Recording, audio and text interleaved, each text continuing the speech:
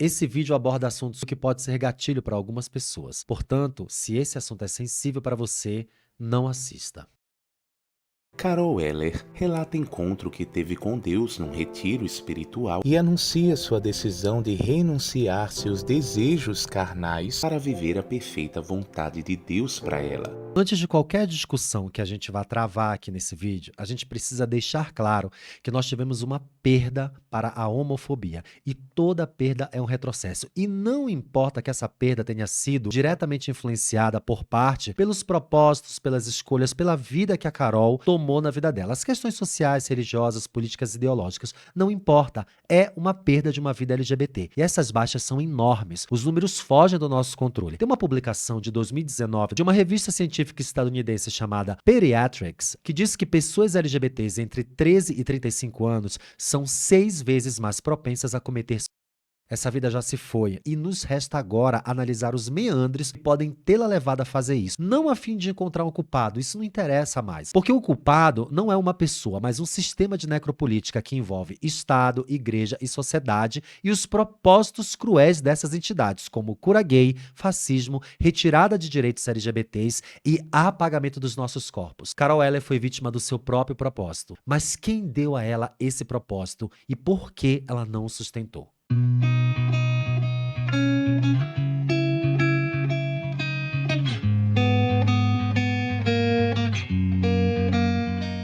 Olá, Belovers, eu sou Márcio Rolim, criador, apresentador desse canal. Eu analiso o comportamento LGBT através das narrativas que acontecem todos os dias e eu discuto de maneira acessível com essa comunidade. Se você não segue ainda esse canal, por favor, dá seu like, segue a gente e ajuda a chegar logo a 100 mil. Aqui debaixo tem uma maneira de você ajudar o canal a continuar fazendo vídeos toda semana. Carol Weller foi uma influenciadora digital que ficou conhecida nacionalmente por seu apoio ao ex-presidente Jair Bolsonaro. Ela tinha apenas 36 anos, era declaradamente lésbica, e ela ganhou muita visibilidade por sua presença nas redes e plataformas de compartilhamento de vídeos, como por exemplo o YouTube, devido às suas polêmicas posições em relação à comunidade LGBT, e também por sua associação com figuras da direita política brasileira. No ano de 2016, ela publicou um vídeo em seu canal sobre a decisão da Suprema Corte dos Estados Unidos que legalizou o casamento homoafetivo. Na época, ela disse o seguinte: nós, gays, temos um coração. Não somos animais, nós somos humanos, pessoas civilizadas. E temos que aprender a respeitar o próximo. Eu só quero respeito. Mas logo depois, ela criou vínculos com a família do Bolsonaro, com quem postava vários vídeos na web. Um ano depois do início do governo do Bolsonaro, em 2018, a Carol foi nomeada para um cargo na Empresa Brasil de Comunicação, a EBC, do qual ela foi exonerada este ano em 2023. Nós sabemos o que aconteceu em 2023, o ato golpista de 8 de janeiro, o qual ela participou, destruindo todo o Palácio do Planalto. Alguns meses depois, a influenciadora passou a trabalhar como assessora do deputado estadual paulista Paulo Mansur, que é do PL. Ainda que já tivesse se identificado publicamente como lésbica, a Carol já havia expressado opiniões polêmicas em relação a isso. Em um de seus vídeos, por exemplo, ela afirmou que não é porque um gay morreu assassinado que é homofobia, que a morte de pessoas LGBTs é vitimismo, visto que todos os dias morrem héteros também. Carol tinha amizade com ninguém menos que Jair Renan Bolsonaro, conhecido como Filho 04 de Jair Bolsonaro, assim como de ex-ministros do governo, incluindo Paulo Guedes e Adamares Alves. Em um vídeo de campanha do ex-presidente, ela defendeu que o Bolsonaro não era homofóbico e destacou que a militância do movimento LGBTQIAPN+, promovia a ideologia de gênero e a sexualização de crianças. Vale lembrar que ideologia de gênero é algo que não existe. Segundo a influenciadora, sexualidade não define ninguém, o que define é caráter. No início de setembro, a Carol havia participado de um retiro cristão, marcando a sua conversão para o protestantismo,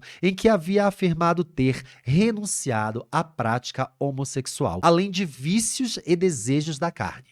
Vamos lá. A igreja a qual a Carol Weller se converteu é a Igreja Assembleia de Deus da cidade do Rio Verde, no estado de Goiás. Nessa igreja, eles praticam um culto chamado Maanaim. Nesse culto, eles supostamente praticam a cura gay, ou seja, a terapia de conversão. A Carol entrou para essa igreja exatamente com esse propósito, o de abrir mão de sua sexualidade, acreditando que só alcançaria o reino dos céus caso ela se convertesse em heterossexual. Ela declarava isso em seus vídeos e postagens feitos muito recentemente. recentemente. Vim para Manaim para conhecer o retiro espiritual. Minha aproximação com Deus foi diferenciada. Recentemente, a gente acompanhou aqui o caso do influenciador Emanuel, antes conhecido como Cat Lares, a gente falou exaustivamente sobre isso, que era uma menina trans, então, que destransicionou, ou seja, fez a cura gay para atender aos propósitos da igreja. Em diversos vídeos do Emanuel, tem pastores e amigos dizendo que agora ele é um varão e vai arrumar uma namorada. Constantemente, ele diz que não é a hora, que não pensa nisso e que agora só quer viver aos propósitos de Deus. A questão é, que propósito é esse que Deus teria para uma pessoa se ela tem que entrar em pleno sofrimento? Porque o Emanuel entra num pânico só de dizerem que ele tem que arrumar uma namorada. Dá pra ver nos vídeos dele. É esse, certamente, o que a Carol estava passando, ao dizerem que ela tinha que arrumar um namorado, um varão, como disseram.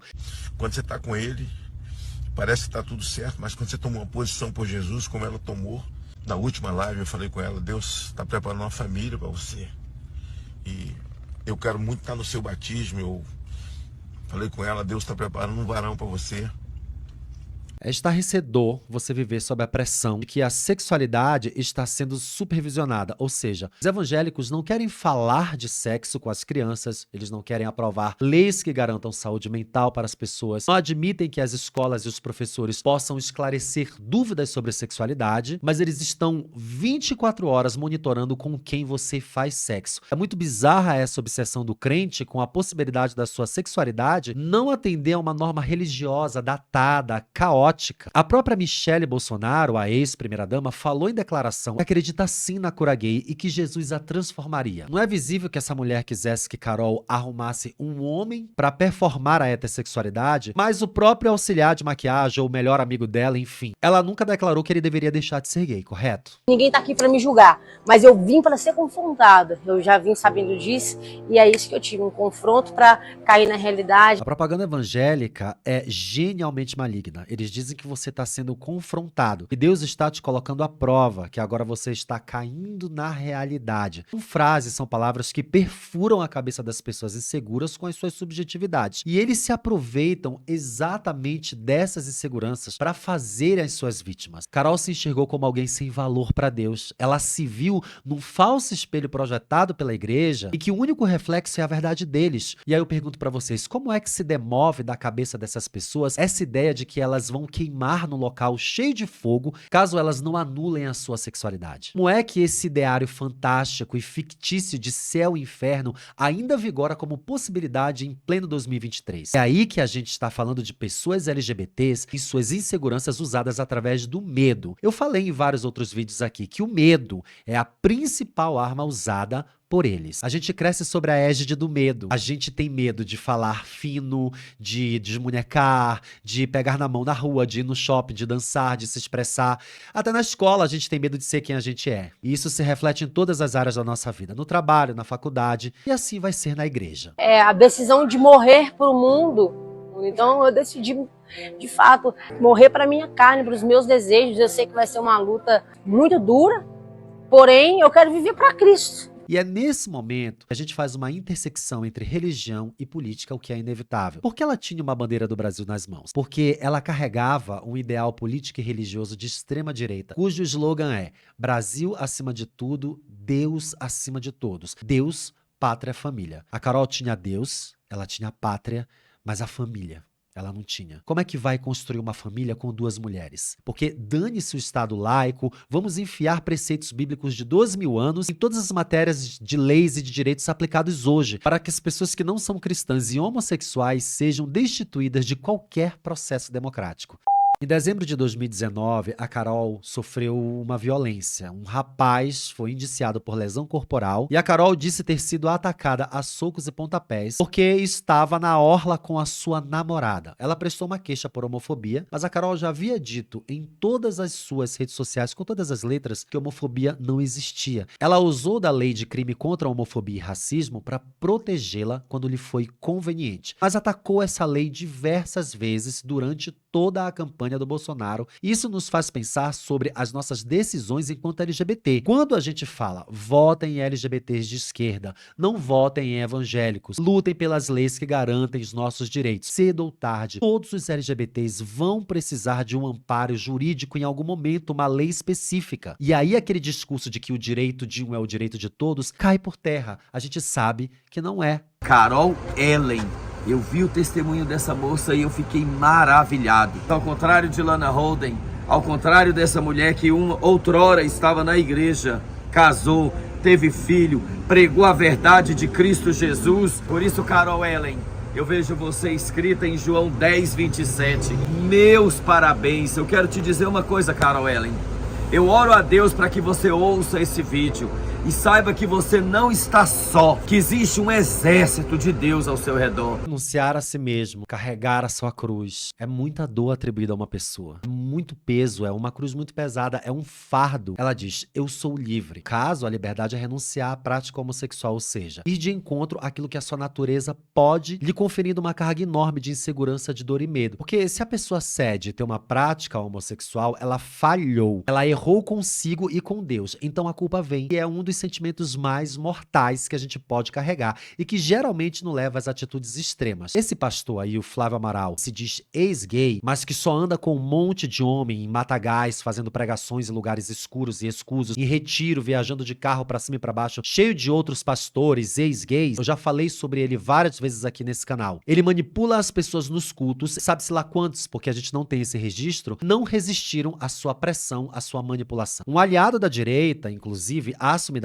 gay, criticou essa cura gay das igrejas quando saiu a notícia da morte da Carol Eller. O Thiago Pavinato, que já apareceu aqui em alguns vídeos, dessa vez fez alguma coisa muito certa. E ele foi criticado duramente por esse falso profeta aí, esse pastor Flávio Amaral. Na condição de homossexual convicto, que a obra cristã legou à humanidade, que devo dizer, de Carol Eller, decorreu do seu ingresso em processo de reorientação sexual. Não se muda a essência de alguém. Não existe evidência científica na reorientação sexual. Pavinato, pela primeira vez na vida, disse algo sensato e que nos leva a imaginar que nem todo mundo que é LGBT e está aliado com um governo fascista vai ceder ao fetiche dos líderes evangélicos em curar as pessoas para moldá-las de acordo com os seus preceitos bíblicos. Nada mais do que é homofobia e desejo reprimido. Essas pessoas lidam com graves problemas de sexualidade e a maneira que eles têm de externar essas questões é atacando a liberdade sexual das outras pessoas. Pastores evangélicos, de uma maneira geral, são pessoas reprimidas. E essa generalização que eu tô fazendo aqui é para que a gente provoque as opiniões, para que vocês venham aqui e digam, mas nem todo pastor, mas nem todo crente, nem todo evangélico, nem todo mesmo, gente. Tanto que temos aí o pastor Henrique, que é um deputado, que está lutando ao lado da Erika Hilton pelos direitos das pessoas LGBTs no Congresso. Nem todo evangélico, mas é sempre um evangélico. E esse profeta ex-gay aí, o Flávio Amaral, respondeu ao Pavinato. Não é de Deus o que Pavinato disse. Não é de Deus, a ignorância dele é maior do que sua inteligência. Pois se ele é feliz, saiba que eu não fui feliz. Assim como eu, Laís, que era homem trans, hoje é casada, tem marido e filho e não está infeliz na vida dela não. A Netinha, que é uma mulher de Deus, também era, renunciou tudo na vida dela, não casou.